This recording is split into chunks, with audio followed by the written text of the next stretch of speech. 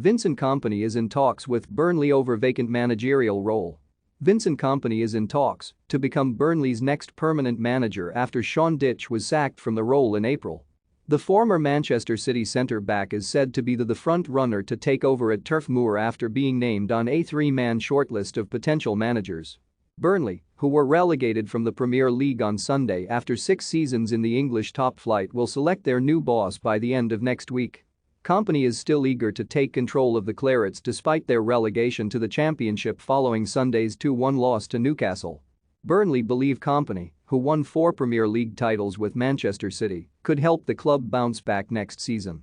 The 36-year-old has been managing his boyhood club Anderlecht since leaving Manchester City in 2019, guiding them to third in the Belgian top flight this term. However, Burnley would need to offer Kompany some guarantees over the club's recruitment structure were he to agree a deal ahead of the summer transfer window. Given their relegation from the top flight, Burnley will face an immediate hit on income to the tune of around £60 million.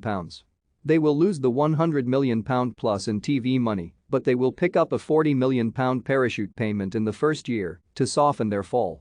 However, Burnley are already in a tight spot, having been the subject of a leverage buyout by US investors AUK Capital in December 2020. This has loaded them with the kind of debt they were previously desperate to avoid, and it has also eaten away their savings.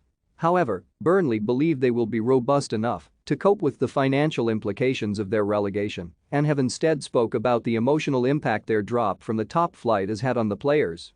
"It's raw, we've got a group of players who are gutted," said interim boss Mike Jackson. "There's a lot of emotion.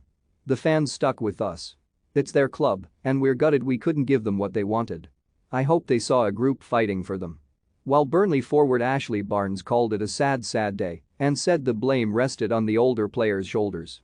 Barnes said after the game, "We had it in our hands and obviously gave it away. We can't use any excuses, it's down to ourselves. 3 wins in the first 20 games or something is relegation form. We gave ourselves some hope in these last few games but it wasn't to be. We're all to blame for the job we've not done. It lies on our shoulders, especially us older ones."